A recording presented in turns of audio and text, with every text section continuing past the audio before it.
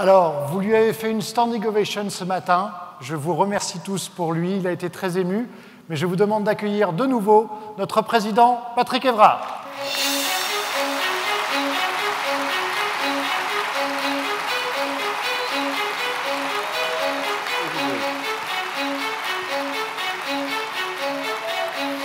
On fait l'appel. Hein? Alors, Patrick, je te demande de venir puisqu'on va passer au moment solennel, officiel, de la signature du socle commun. Et donc, on va accueillir de nouveau l'ensemble des présidents de syndicats pour prendre la photo officielle et la signature définitive, puisque les travaux continueront. Mais c'est le moment clé, donc on va appeler chacun un président de syndicat. Et on le fait vite. Jean-Charles Pied, Action, Mutuelle de Poitiers. Philippe Chessé, CNAVS, AXA Prévoyance et Patrimoine. Benoît Derrider, Areas. Pierre Saunier, Dinagence, Monson Général Assurance. Christian Rédé, Mac 3.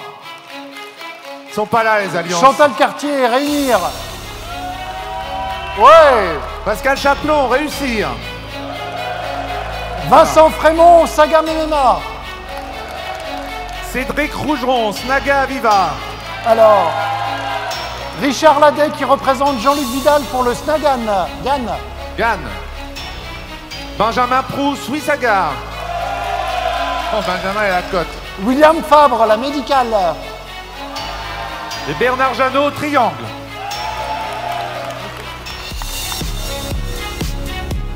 Alors, c'est un moment un peu important, alors je suis désolé, on va être obligé de prendre un tout petit peu de temps pour la photo, mais c'est ce qui va sortir demain dans la presse.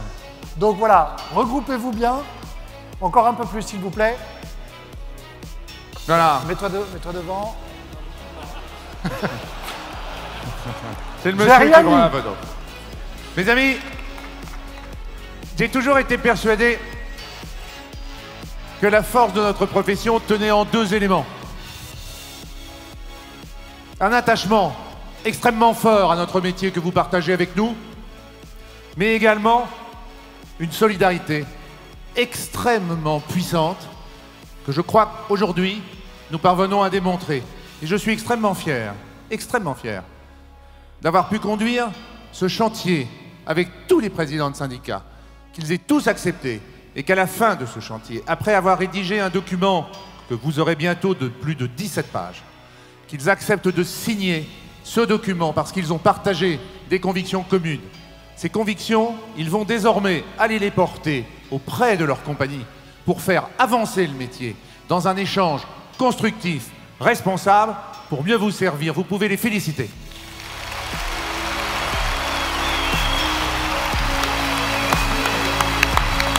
Regardez tous les photographes, s'il vous plaît. On regarde le monsieur là-bas.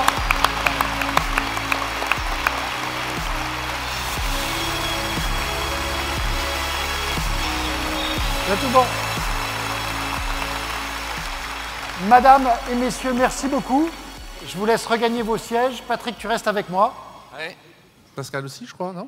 Alors, Pascal peut rester aussi, où il descend, il remonte. Dans ce travail que nous avons conduit, vous l'aurez compris, désormais, on ne va pas faire trop de répétitions.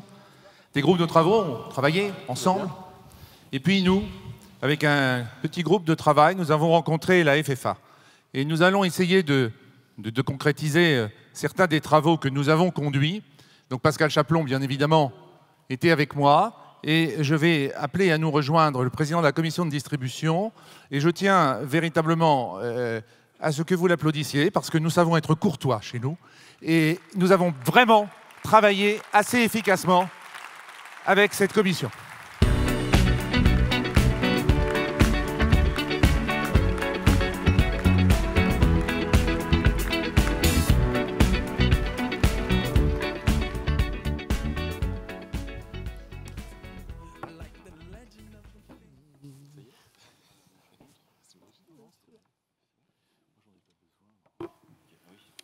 Normalement, mon micro marche, vous l'entendez tous, donc je n'ai pas besoin, il y a nombre de micros, la parité est parfaitement respectée, et c'est très bien. Alors, parité, c'est quoi? C'est deux agents pour un représentant de la compagnie, c'est ça? Alors voilà, pas de provocation. Je sens que je vais pas avoir un bon rôle, moi, aujourd'hui. Non, on a l'impression que c'est un peu un putsch d'AXA, mais enfin ça c'est une remarque personnelle avec AXA 1, AXA 2, on peut dire ça comme ça? Oui, enfin, excusez-moi, mais moi je ne suis à AXA, sauf si M. de Peretti, qui a eu la gentillesse de venir tout à l'heure nous saluer, nous a annoncé une nouvelle, M. Bébéard, sur le rachat du GAN. Non, écoutez. Ce Zawetti, nous sommes tranquilles pour le moment. Donc, je suis quand même content. Je vous avais dit que j'allais pas avoir le bon rôle.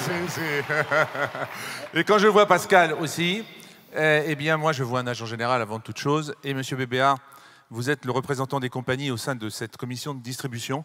Il faut avouer que nous n'avions pas travaillé depuis longtemps avec cette commission et nous sommes très contents de pouvoir rééchanger. Et je crois que c'est bien.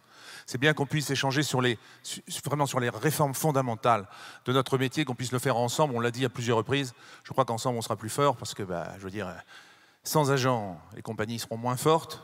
Et sans compagnie, les agents ont un petit souci. Donc, je crois que c'est bien que nous arrivions à travailler ensemble. Vous l'avez bien compris, nous sommes entre de bonnes compagnies. Alors, Mathieu, vous représentez les compagnies d'assurance. Vous avez confiance dans les agents généraux? Oui, alors bien sûr qu'on a confiance dans les agents généraux. Je crois que cette confiance, elle s'est déjà illustrée par le passé. Patrick, vous rappeliez ce matin que les compagnies et les agents généraux, pour celles en tout cas qui ont choisi de commercialiser leurs produits d'assurance via des agents, ça fait longtemps que nous travaillons ensemble, ça fait longtemps qu'on a connu différentes crises. Vous l'avez dit, l'arrivée de concurrence, mais il y avait aussi l'arrivée de l'informatique, l'arrivée du fichier client, beaucoup de transformations réglementaires qui ont déjà eu lieu et qui ont fait que pour l'instant, regardez, c'est vrai que cette salle est magnifique, et du coup on les a passés ensemble, on a réussi à les surmonter et je dirais malgré quelques chiffres que l'on a vus plutôt négatifs, on va dire notamment le nombre d'agents, vous l'avez cité vous-même, qui fait que cette distribution par agents généraux est florissante et autres. Alors après, c'est vrai qu'aujourd'hui, pour reprendre aussi les tables rondes qu'on avait ce matin, je pense que cette entre guillemets transformation qu'on est en train de voir, elle est beaucoup plus profonde que les autres. Et d'ailleurs, j'ai été, je ne cache pas, impressionné, et je pense que mes confrères des autres compagnies qui sont dans la salle aussi,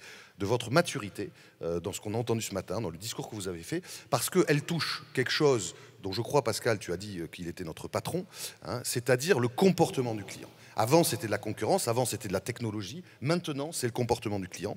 Mais je suis sûr qu'en tout cas, avec ce que j'ai entendu, avec le travail qu'on va continuer à mener, parce qu'on a commencé déjà à travailler depuis l'été dernier, nous pouvons avoir confiance en nous. Alors après, la confiance, Christian Rédé, c'est vrai qu'on peut se parler d'amour. Je crois qu'aujourd'hui, on a une maturité où il faut plutôt des preuves d'amour, comme dirait mon confrère, M. Mortera, que de l'amour tout court, et que je suis d'accord, moi, pour entrer dans une relation plus économique, et relations économiques réciproques peut-être. Je pense qu'on grandira et ça nous permettra d'avancer sans être capable de divorcer. Ça, je te laisse cette paternité, mon cher Pascal. Je suis ravi que nous ayons cette...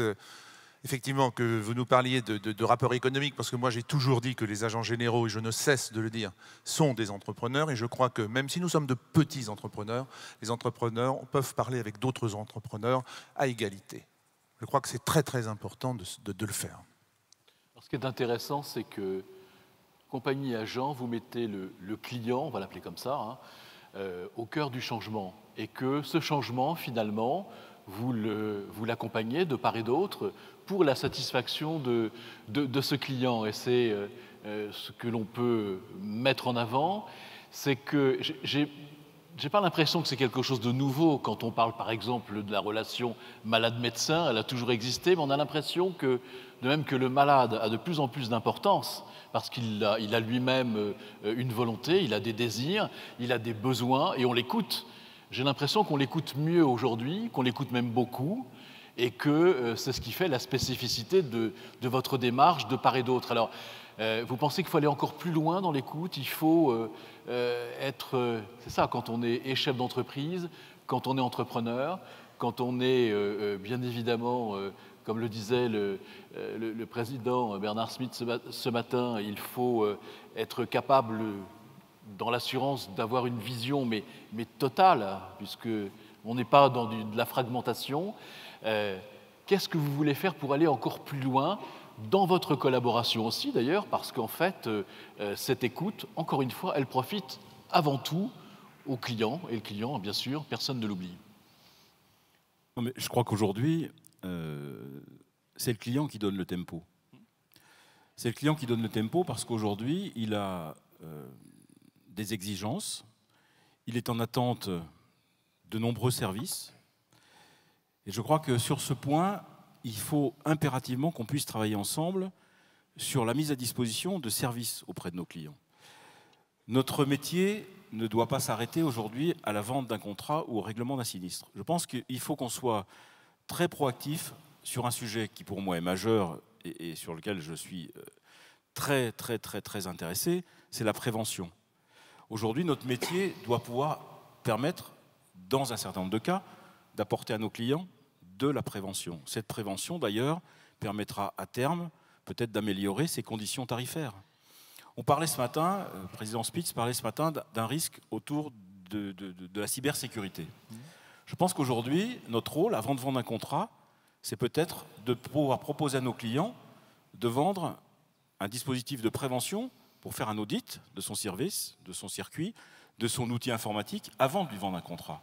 Je pense que si nous nous positionnons et si on accepte de trouver des réflexions communes sur ces sujets qui sont de dire notre activité n'est pas exclusivement la vente de contrats, mais la vente de services associés, je pense que là, on aura fait un grand pas, notamment à destination de nos clients, et ça nous différenciera encore de ce que pourra trouver le client sur le net, sur des comparateurs ou sur des sites de vente directe qui, là, ne seront que des ventes de contrats et en aucun cas de services. Si je peux... Mathieu. Et si je peux rajouter, parce que je crois qu'on a, c'est vrai, peut-être un manque dans notre profession de contact régulier de par notre base de métier, de par notre industrie avec le client. Donc se rapprocher pour lui montrer notre efficacité, notre professionnalisme, le professionnalisme que vous avez aussi en termes de service est quelque chose de très bien. Et donc je partage tout à fait cette volonté de se rapprocher de lui. Mais je rajouterai aussi par rapport à votre question initiale que ce qui change aussi, c'est le comportement au quotidien des clients. C'est-à-dire qu'aujourd'hui, on sait que pour commander un taxi, on appuie sur une touche. Que ça soit d'ailleurs chez Uber ou chez G7 maintenant, puisque G7 Taxi Bleu, ils ont tous maintenant sur les applis smartphones. Alors qu'avant, c'était compliqué, il fallait un numéro de téléphone, on stressait. Quand on veut aller quelque part en train, en avion ou réserver un hôtel, on va aussi sur son mobile, sur Internet. Et on sait qu'on a la facilité de payer, etc. Moi, j'ai toujours quelque chose qui me vient à l'esprit. C'est, vous savez, il y avait toujours un truc qui est pénible quand on change de voiture et qu'on veut l'immatriculer. C'était ce fameux justificatif de domicile de moins de 3 mois. Alors, qui était toujours emmerdant à trouver, on ne savait jamais où il était, etc. Aujourd'hui, sur n'importe quelle appli, vous avez réussir ça, avoir ça de votre téléphone. Et donc aujourd'hui, la première chose qu'on doit faire par rapport à ces clients, c'est leur fournir justement ces habitudes qu'ils ont, y compris chez nous. S'il veut retrouver une carte verte, s'il veut trouver une attestation, s'il veut payer son contrat d'assurance, il faut qu'il puisse le faire aussi un jeudi soir à 22 h s'il le fait.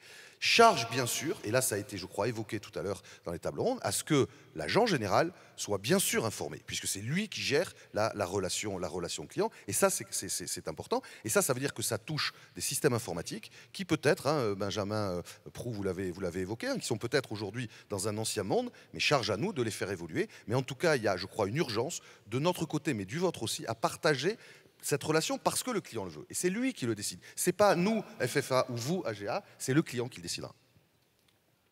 J'avais juste une petite précision à apporter sur un moment clé de notre profession, qui est le moment du sinistre.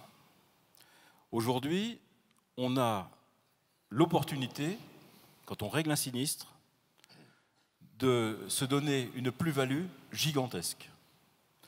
Quand on a vendu un contrat d'assurance, c'est pour payer un sinistre. Parfois, on l'oublie. Et le moment clé, qui est le règlement de sinistre, aujourd'hui, et je ne veux même pas entrer dans le débat de savoir qui va payer le sinistre, si c'est l'agent, si c'est une plateforme, peu importe, ça ne m'intéresse pas, ça c'est de la logistique. Par contre, s'il y a un moment qu'on doit privilégier, c'est la réalisation du risque, le paiement du sinistre, et là, on devrait, sur un paiement de sinistre, faire un client nouveau. C'est impératif. Ça veut dire quoi? Ça veut dire que cette période, il faut vraiment la soigner, et la réalisation du risque, il ne faut pas voir le client comme exclusivement un client qui est là pour payer une cotisation, mais à un moment, on peut lui renvoyer ce qu'on a vendu comme contrat. C'est cette promesse client qu'il faut qu'on puisse faire aboutir. Et la marque de confiance, c'est au moment du règlement de sinistre.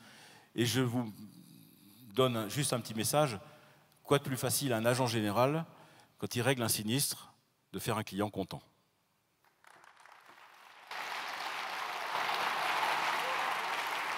Oui, non, mais bon, je suis entièrement d'accord avec ce qui vient d'être dit. De toute façon, je ne vois pas comment on ne peut pas être d'accord là-dessus.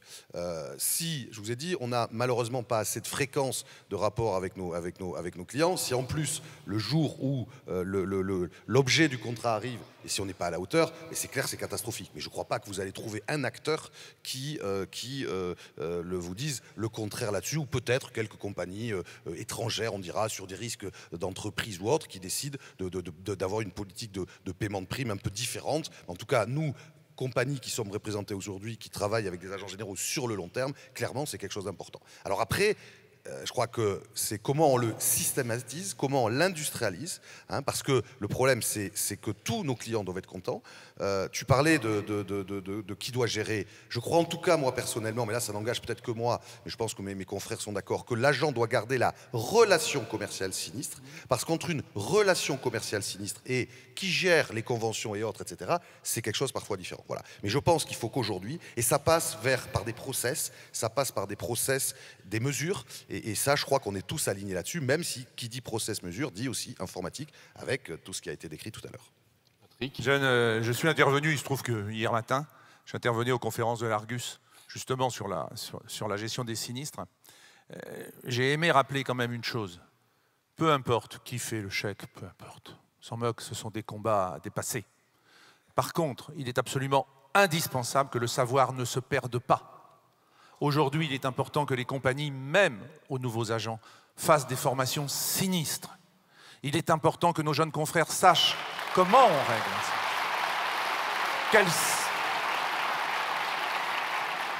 C'est absolument fondamental. Et nous allons vous proposer bientôt un cursus de formation sur la gestion des sinistres. La gestion des sinistres, c'est pas qui appuie sur le bouton, qui règle, Mais nous allons vous proposer vraiment un cursus complet qui va aller de la convention IRSI, mais qui va aller aussi rentrer dans les garanties. C'est quoi une garantie incendie? C'est quoi une garantie perte d'exploitation? C'est quoi une garantie valeur vénale? C'est absolument fondamental et nous avons prévu, en collaboration avec les OPCA, de mettre d'ailleurs en priorité ces formations sinistres de façon à ce qu'elles vous soient intégralement remboursées. Et je crois que... Je vais vous laisser vous faire applaudir. Je crois que ce qui est important par rapport aussi à ce qu'on a dit, cette fameuse relation client, le client, ce qu'il n'attend pas forcément, c'est le règlement immédiat pour rester dans le sinistre, etc. Ce qu'il attend en premier, c'est de savoir ce qui va se passer après. Voilà. Et c'est pour ça que je partage ce que vous dites, c'est qu'un agent général doit absolument, et une collaboratrice d'agence, un collaborateur d'agence, doit absolument être capable de savoir ce qui va se passer après pour rassurer, je dirais, le client et l'adapter peut-être aussi au process de chaque compagnie, parce qu'on ne règle pas de la même manière de chaque compagnie. Mais je crois que expliquer à un client ce qui va se passer, c'est la première chose qu'il attend. Et dès que ça se passe bien, je dirais que c'est déjà 80% du boulot qui est fait. Bien sûr, non mais les clients, c'est évident. Nous sommes tous des clients de quelque chose ou de quelqu'un. Ce qu'ils veulent, c'est comprendre. Ils veulent de la pédagogie, comprendre pourquoi c'est comme ça. Et ne pas leur répondre, eh bien, c'est s'exposer finalement à des déconvenues, à des infidélités, à des incompréhensions, et c'est souvent stupide. Alors je voudrais qu'on reparle du diplôme, si vous en êtes d'accord. Alors est-ce que ça va être une obligation pour certains? On a cru comprendre que oui et non, enfin c'est un peu normand comme réponse, donc je voudrais aller un petit peu plus loin que... Non mais j'aime bien la Normandie, hein, ça n'a rien à voir. Il y pleut toujours, c'est parfait. Ce diplôme, ça va être une obligation, oui ou non, pour les agents généraux? Si c'est un Normand qui vous répond, la réponse est très simple. Peut-être bien que oui, peut-être bien que non. Ça va dépendre. Dans un premier temps, non. Non, parce que nous ne sommes pas encore matures et nous avons décidé, avec la FFA et la commission de distribution, de continuer à travailler sur ce thème pour voir comment on peut parvenir un jour à un accord commun avec les compagnies. Mais nous, AGA, nous allons mettre au point ce diplôme. Donc ça veut dire quoi? Ça veut dire que demain, une université, si c'est Nanterre, si c'est quelqu'un d'autre, enfin peu importe, ou si ce sont plusieurs écoles, proposeront un diplôme d'agent général. Ça veut dire que nous, on va décupler également nos forces. Nos présidents de département, nos présidents de région vont aller dans les ESC, vont aller dans les écoles, dans toutes les écoles, dans les BTS, dans les IUT, pour parler de la profession d'agent général et pour prôner ce diplôme. Après, vous savez, je suis persuadé que dans 5 ans, dans 10 ans, les compagnies iront chercher leurs futurs agents généraux à 80-90% chez ces diplômés-là. Et on aura gagné. Et si ils nous rejoignent, mais ça, on le verra peut-être un peu plus tard, à moins que vous ayez... Je sens beaucoup de pression, là. Non, mais je vais répondre, quand même. Je sens beaucoup de pression sur le diplôme. Ça sera encore mieux. Mais en tout cas, enfin, je l'espère, parce que ce qui est clair, et ça on vous l'a déjà répondu, on vous l'a même écrit, Patrick, c'est que tout ce qui peut mettre en valeur le métier d'agent général, tout ce qui peut faire qu'on va attirer des gens comme Nathalie ou Mathias tout à l'heure, hein, qui ont été impressionnants. D'ailleurs, on a l'impression qu'on n'a pas besoin d'avoir de diplôme quand on voit la qualité du discours. Et je crois que tout ce qui permettra de justement faire en sorte d'attirer des talents, on sera avec vous. Après, c'est vrai qu'aujourd'hui, les compagnies, le choix du candidat, la formation, l'explication qu'on donne fait partie, on va dire, du domaine concurrentiel, hein, et fait partie. Alors après, il y a des profils de candidats, de compagnies, excusez-moi, aujourd'hui, qui sont très différents. Il y en a qui ont une centaine de produits, il y en a d'autres qui sont plutôt sur des produits de niche et autres. Et donc, forcément, tout ce qui est obligation qui arrive nouvelle n'est pas forcément bonne. En tout cas, on vous a déjà dit qu'on était prêt à travailler avec vous, on était prêt à vous aider à le faire, on était prêt à regarder comment on peut adapter aussi nos cursus là-dessus. Je crois que, vous savez, le diable est dans le détail, le diable est dans l'exécution, hein, mais c'est une initiative qu'on soutiendra, je vous l'ai déjà dit, et puis on verra où elle nous amène, mais j'espère qu'en tout cas, on sera tous d'accord pour dire que si elle nous amène vers plus de candidats de valeur, qui mettent en valeur, on sera tous contents. Parce que finalement, vous avez une image commune. Hein. Je veux dire que les agents sont indirectement vos ambassadeurs et comme dirait l'autre, réciproquement. Et qu'une mauvaise image de l'agent, une mauvaise image de la compagnie, ça s'interpénètre. Et je doute qu'on fasse une différence, en tout cas, dans l'esprit des néophytes. Alors, justement, ce diplôme, est-ce que ce sera un atout qui pourrait peser dans la reprise d'une agence en termes donc de formation et pourquoi pas au sein de la compagnie aussi? Oui, bien sûr, c'est pour ça qu'il faut qu'on travaille dans le détail, pour justement voir les discussions que vous avez avec les organismes dont vous avez cité. Faire un diplôme, c'est pas simple, hein, vous le savez. Hein, on a commencé à le regarder ensemble il y a quelques mois, on va dire. C'est compliqué, ça nécessite du temps de présence. Hein, il y a bien sûr un financement, ça a été évoqué, du temps de présence et autres. Donc c'est quelque chose qui est complexe. Alors peut-être que le gouvernement, d'ailleurs, allègera un petit peu, parce qu'on a l'impression qu'il veut bouger un petit peu dans ce sens-là et qu'il nous aidera à le faire là-dessus. Mais je vous dis, si on est d'accord sur le contenu, et honnêtement, je pense qu'on va trouver une base commune, ça c'est clair là-dessus. Alors est-ce qu'elle sera de 200 heures, est-ce qu'elle sera de 50 heures, est-ce qu'elle sera de 150 heures, j'en sais rien. Mais dans le détail, on va bien trouver des capacités, parce que tout ce qui a été décrit dans les tables rondes, des gens qui soient entrepreneurs, des gens qui soient capables de gérer du figital, des gens qui soient capables de multi-équiper, des gens qui soient capables de connaître un petit peu la rentabilité du produit, parce que sur le long terme, c'est bien. Tout ça, je pense qu'on va être d'accord pour le faire. Et après, je crois que vraiment, et ça a été aussi évoqué ce matin, et ça m'a fait beaucoup plaisir, je l'ai d'ailleurs noté là sur ma fiche, c'est que ce qui sauvera les agents généraux, ça sera le professionnalisme. C'est-à-dire que chaque fois que vous allez être capable d'expliquer à un client la plus-value que vous avez, et notamment dans des branches où le client n'est pas forcément, je dirais, le plus à même d'être autonome, hein, et là je ne pense pas forcément à la bagnole ou à la MRH, mais je pense aussi à la prévoyance, à l'épargne, etc. Et n'en parlons pas de l'entreprise, du professionnel. Vous aurez à chaque fois gagné cette crédibilité, et pour ça, il faut être professionnel, parce que le métier change, et puis que les clients sont de base beaucoup plus. Donc ça, je crois que si ce diplôme amène du professionnalisme, c'est ce qu'il faut le faire, on sera totalement à vos côtés. Alors la relation avec le client, les agents généraux, les compagnies la revendiquent à juste titre, mais seriez-vous prêt à discuter d'une forme de rémunération dès qu'un portefeuille comprend des données fines? On en a parlé là, on a senti que c'était une préoccupation des agents. Autrement dit, ce qu'on appelle des données fines, ce sont des données de qualité. Il ne fallait pas que j'en parle? Non, je ne sais pas, mais je croyais que tout à l'heure, moi je veux bien parler rémunération. Alors là, comme ça, je suis sûr d'avoir un grand succès de salle, etc. Alors je vais répondre quand même, là-dessus. Je crois que il y a eu rémunération sur les données. Oui, j'ai compris. Il y a eu un bon échange, je crois, avec Benjamin sur ce sujet-là, hein, repris aussi par Pascal. Je crois que, alors d'abord, pour moi, les données, elles sont clairement majeures pour demain. Ça, on est tous d'accord, hein, même si aujourd'hui, on n'est pas tous capables de bien s'en occuper, hein, là-dessus. Hein. D'ailleurs, pas que dans l'assurance, y compris dans d'autres. Mais pour moi, les données, c'est pas une vérité en soi.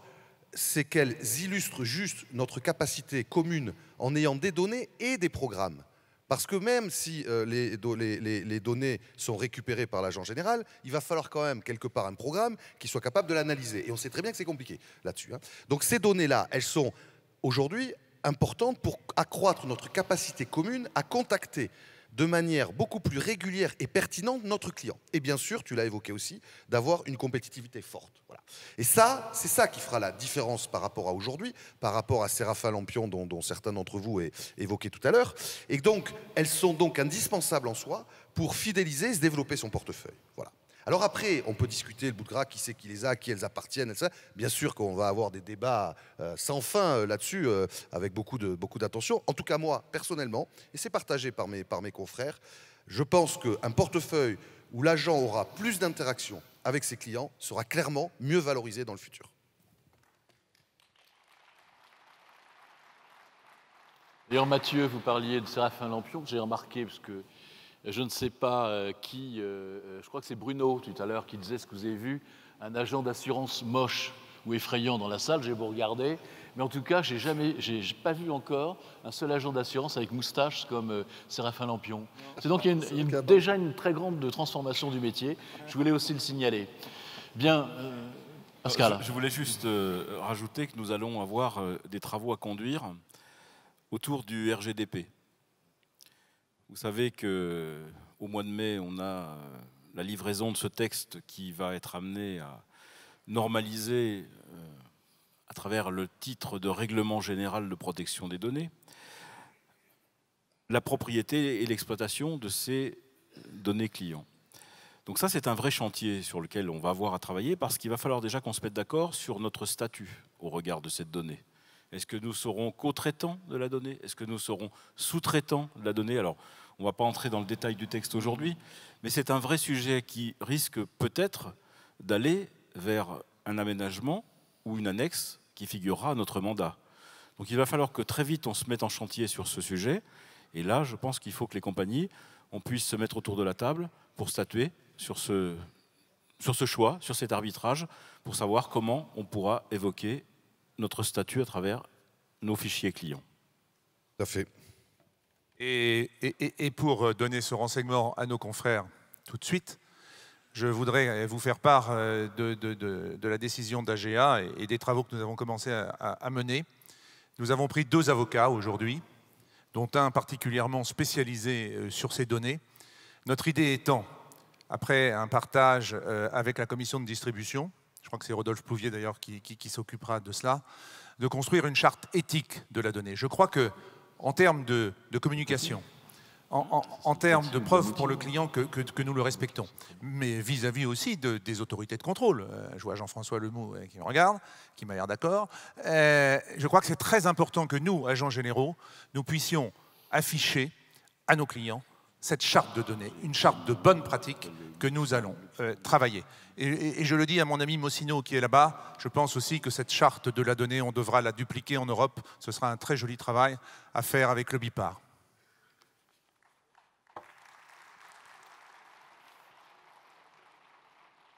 Alors on m'a dit que c'était une question à poser avec des pincettes, donc je vais peut-être me faire engueuler, mais enfin bon, je suis là pour ça. Je vous la poserai donc directement.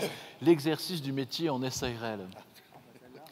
Alors, non, il ne fallait pas poser la question? Si, allez-y, bon, on va les poser, donc allons-y.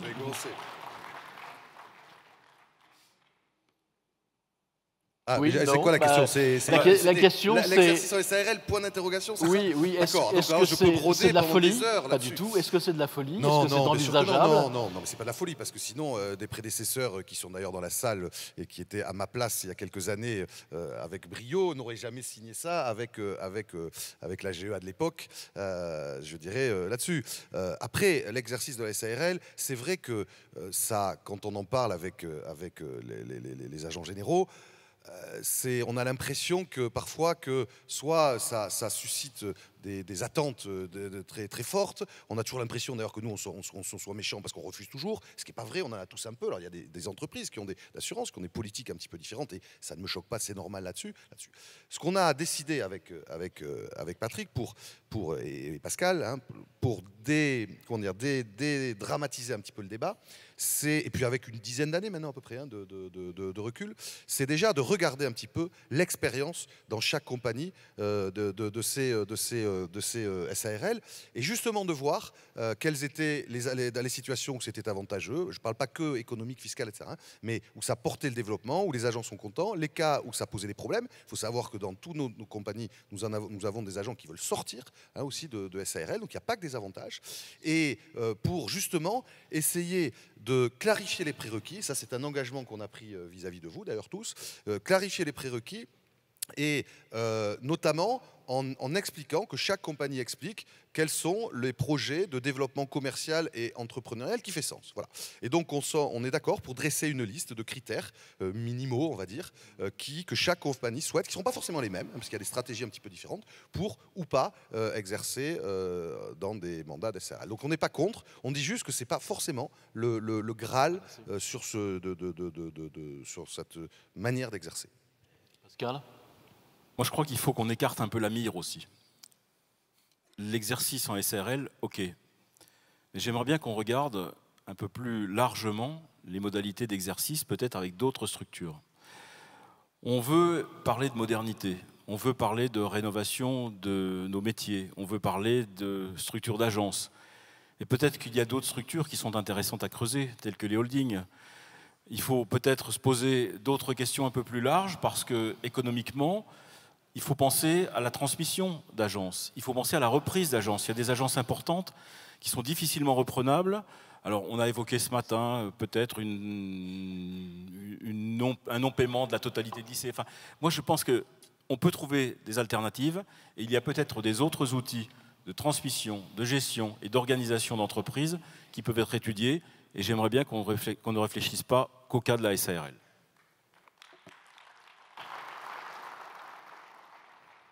Alors, comme vous avez vu passer un petit bonhomme tout à l'heure sur le film, mais qui passait peut-être un peu vite, et puis on est en fin de journée, c'est pas toujours facile de tout prendre, vous avez peut-être noté que nous avons pris un partenariat avec des cabinets d'expertise parisiens, de façon à étudier l'intérêt de passer en SARL.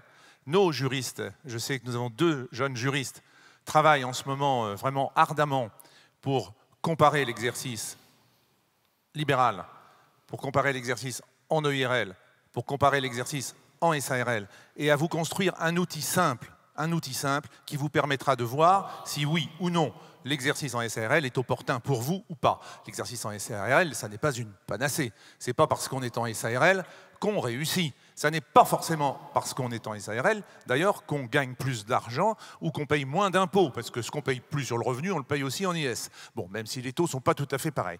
Ce qui est important, avant de passer en SARL, et je me félicite, M. Weber, que dans les futures réunions que nous allons avoir à la commission de distribution, on dresse une liste extrêmement précise et que nous partagions, hein, de façon à ce que chaque agent puisse savoir « oui, c'est bon pour moi, oui, c'est mon projet, le projet rentre dans cette liste, eh bien j'y vais et je n'aurai pas de refus de la compagnie ». Je crois que c'est un travail responsable, hein, et qu'il faut qu'on accompagne et qu'on fasse. Et nous, en tout cas, on vous aidera pour y parvenir. Voilà, je crois que ça me paraît assez clair là-dessus. Il n'y a pas d'opposition d'office. Alors, on est le 16 mars, on est bien d'accord. Il n'y a pas d'opposition entre compagnie et agents d'assurance sur la date. Donc, il y aura le 16 mars, il y aura aussi un après 16 mars, puisque vous avez lancé une dynamique. On a bien compris qu'il y avait du travail, vous avez accompli une partie du chemin, mais tout n'est pas fini. Il faudra se rencontrer, il faudra travailler ensemble, et vous êtes prêts à le faire, et c'est très bien. Mais comment voyez-vous la suite? C'est une question que je pose naïvement à Patrick. Le 16 mars, l'après 16 mars, Patrick Évrard, le mois de mai, les élections, ça va? Vous voyez où je veux en venir ou non? Vous ne lui posez pas à lui, l'élection. C'est à moi. Je vote pas, moi, je crois, donc je peux voter si vous voulez. Mais je non, ouais, pas, écoutez, donc. je pense que par rapport à tout ce qu'on a vu aujourd'hui, ça me semble être aujourd'hui vraiment une question extrêmement accessoire. Mais je me suis déjà exprimé sur ce thème. Je crois que nous avons, avec mon comité directeur, lancé beaucoup de sujets. Je crois que tout commence aujourd'hui. Vous avez vu tout à l'heure, enfin, j'ai été extrêmement touché de ce que m'ont fait mes confrères en entrée. Ils ont failli me casser le discours tellement j'en avais gros dans la gorge. Donc oui, je me représenterai au mois de juin. Parce qu'il faut qu'on pousse.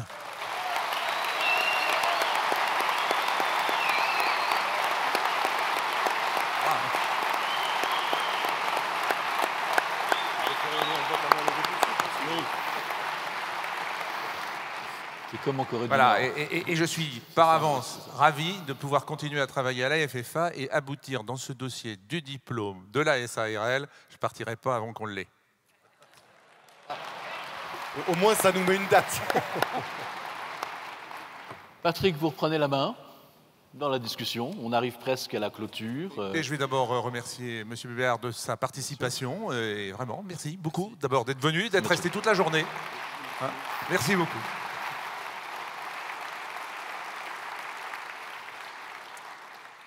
Alors. Eh bien, mes amis, regardez, quelle heure il est là? 5h moins le quart. Oula. Ça, je savais que je la ferais. Hein. Je suis le genre catastrophe organisée.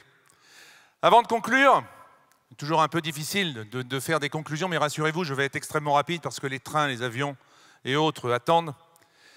Je voudrais simplement exprimer quelques remerciements. D'abord à vous, je vous l'ai déjà dit, pour être venus, pour nous avoir soutenus tout au long de cette journée. Et je vous prie de croire vraiment que ce soutien, cette présence importante, m'a fait chaud au cœur. Merci aussi à Patrick Lelon pour son accompagnement et je vois qu'il est très fort en bande dessinée. Non, je suis là. Oui, toujours eu la bougeotte, moi.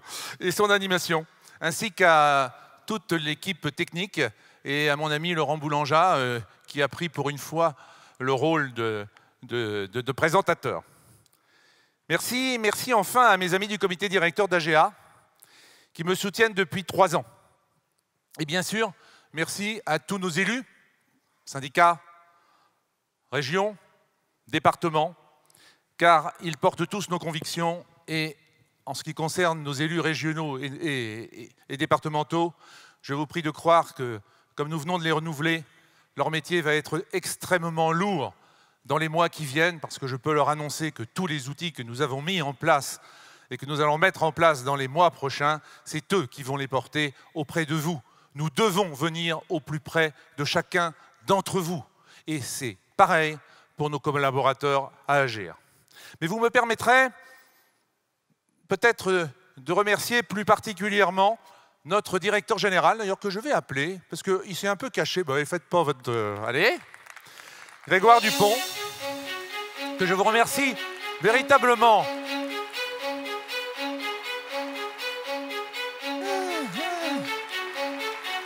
Il est timide. Grégoire, vraiment, je veux vraiment vous remercier parce qu'il a été, comment dire, le chef d'orchestre de toute cette journée. Je ne sais pas si vous mesurez le travail, le temps, les heures passées pour faire tout ça. Les nuits. D'ailleurs, vous avez des petits yeux. Hein? Et dimanche, il fait les foulées de l'assurance. Vous vous rendez compte? Et en plus, il a un challenge parce qu'il veut gagner. J'ai parié sur vous, moi. Vous n'avez pas intérêt à perdre. Mon cher Grégoire, les gens qui ont travaillé avec moi savent que je ne suis pas particulièrement prolixe en félicitations. Mais je sais reconnaître l'énergie, la compétence, l'intelligence aussi. Et avec vous, je dois avouer que depuis 1 an et quelques mois, je n'ai pas été déçu. Vous avez été véritablement, depuis maintenant plusieurs mois, celui qui a réorganisé notre fédération en interne, entraîné les équipes dans un vrai renouveau. Et ça, vraiment, je vous en suis extrêmement reconnaissant. Mais vous allez encore avoir énormément de travail. Ne vous reposez pas trop, parce que ce projet qu'on a construit, il va falloir que vous le suiviez, pas à pas. Et je crois que vous avez d'ailleurs déjà commencé à y réfléchir, et sauf erreur de ma part, on commence mardi. Bien évidemment, mes remerciements, vous l'avez compris, s'adressent également à toute l'équipe. Si je remercie Grégoire, c'est aussi nos 25 ou 26 collaborateurs qui doivent être par là. Est-ce qu'elles peuvent crier un peu ou crier? Je ne sais pas s'ils sont tous là. Oh, il y a un petit cri, ça, les filles, hein, les garçons. Merci en tout cas à vous. Vraiment. Mes amis, tout commence aujourd'hui. Vous êtes des entrepreneurs, mais vous n'êtes pas seuls. Et je crois que ça, c'est important. Nous sommes tous là pour vous aider. Nous sommes mobilisés et je sais que vous le serez également. Mon ami et prédécesseur, Hervé de Vérac, président d'honneur d'AGA, qui a une foutue manie, c'est d'envoyer des textos à minuit, 1h du matin, m'envoyait hier soir un petit texto me rappelant un très joli poème de Victor Hugo. Rassurez-vous, je ne vais pas vous le faire en entier. Je n'en ai retenu que la première phrase. Ceux qui vivent sont ceux qui se battent. Alors moi, je vais vous dire une chose, c'est que nous allons nous battre, vous allez vous battre, on va tous se battre ensemble, et pire que tout, c'est qu'on va gagner. Merci à vous, et à bientôt.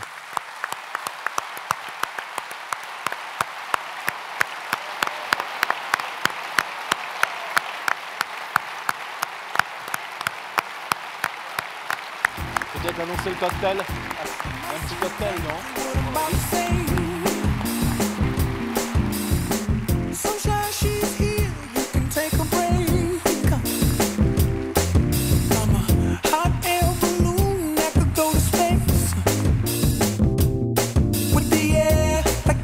Il y a un petit cocktail.